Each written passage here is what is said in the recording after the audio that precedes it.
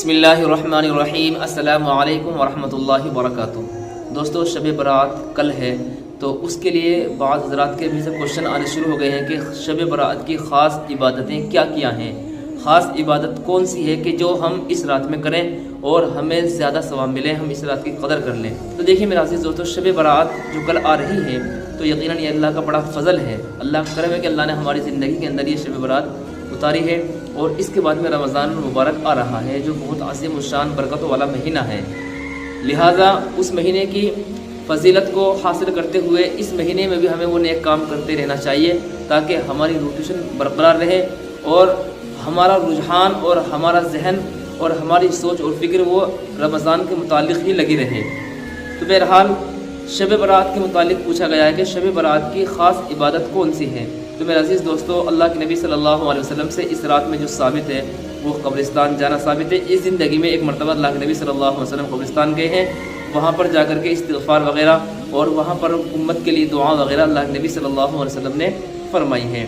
اسی طریقے سے ہم کیا کر سکتے ہیں؟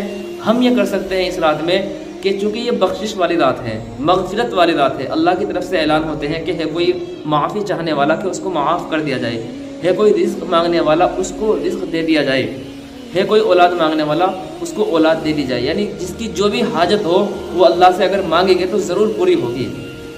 تو آج ہم اپنی ضرورتوں کو، اپنی حاجتوں کو غیر اللہ کے سامنے ڈال دیتے ہیں، پیروں پر ڈال دیتے ہیں، مزاروں پر ڈال دیتے ہیں کہ یہی ہماری حاجت پوری کریں گے۔ تو یہ غلط طریقہ ہے، یہ غلط بات ہے۔ ہمیں تو اللہ سے اپنی حاجتوں کو مکمل کروانا ہے۔ تو آج کی رات بخشش کی رات ہے، شب برات جو ہے یہ بخشش کی رات ہے۔ کوئی انسان اس رات کو پائے شب برات کو اور وہ بخشش نہ کروائے تو اس سے بڑا بد نصیب کوئی نہیں ہو سکتا ہے۔ لہٰذا اس رات میں خوب عبادت کریں۔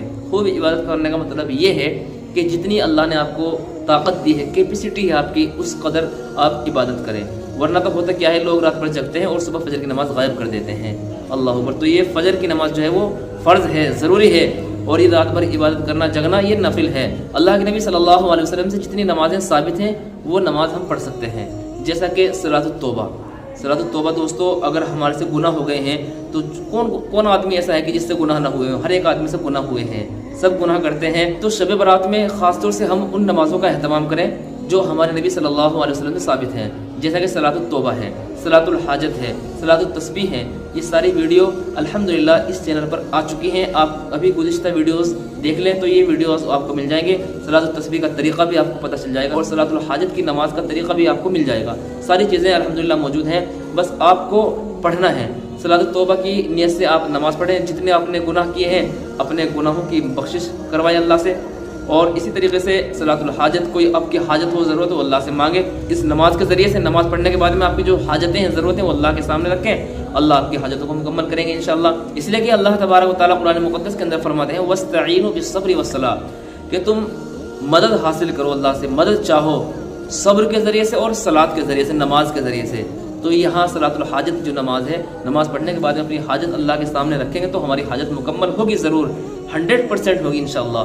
صلاۃ التسبیح کی فضیلت بہت زیادہ وارد ہوئی ہے، اللہ کے نبی صلی اللہ علیہ وسلم نے یہ خاص اپنے چچا کو سکھائی تھی، اور ان کے واسطے سے پوری امت کو یہ تعلیم دی گئی ہے کہ صلاۃ التسبیح پڑھنا چاہیے۔ اس سے اللہ تبارک و تعالیٰ ہر چھوٹے بڑے سمندر کے جھاگ کے برابر جتنے گناہ ہوتے ہیں سب اللہ تبارک و تعالیٰ معاف فرما دیتے ہیں، شرط یہ کہ کبیرہ گناہ نہ ہو۔ کبیرہ گناہ کے لیے کیا ہوتی ہے؟ توبہ کرنا شرط ہے، ضروری ہے، یعنی حقوق العباد سے جس کا تعلق ہو، بندوں کے جو حقوق ہیں ان کے لیے توبہ کرنا لازمی ہے۔ یا ہم سے کوئی بڑے گناہ ہو گئے ہیں، نماز چھوٹ گئی ہے، یا اسی طریقے سے اللہ کا حق ہم پورا نہیں کر رہے ہیں، تو اس کے لیے توبہ کرنا شرط ہے۔ باقی چھوٹے چھوٹے جو گناہ ہو جاتے ہیں وہ اللہ تبارک و تعالیٰ معاف فرما دیتے ہیں۔ صلاۃ التسبیح کے بارے میں آتا ہے کہ اللہ کے نبی صلی اللہ علیہ وسلم نے اپنے چچا کو یہ نماز سکھائی تھی اور یہ کہا تھا کہ کم از کم زندگی میں ایک مرتبہ تو اس نماز کو پڑھ لینا، پوری زندگی میں تو ایک مرتبہ ضرور پڑھ لینا۔ تو الحمدللہ آپ لوگوں نے تو پڑھ رکھی ہوگی، اگر کسی نے نہیں پڑھی ہے صلاۃ التسبیح کی نماز تو زندگی میں ایک مرتبہ آپ اس کو ضرور پڑھ لینا۔ یقیناً اس کا بہت بڑا فائدہ ہے، بہت بڑا بینیفٹ ہے۔ اس میں تھوڑا ٹائم تو لگتا ہے، آدھا گھنٹہ لگتا ہے، یہ جو حضرات پریکٹس میں ہیں اس کو یاد رکھتے ہیں، پڑھتے ہیں بار بار، تو ان کو کم لگتا ہے، 15 منٹ بھی لگتی ہے، بعض کو 20 منٹ بھی لگتی ہے۔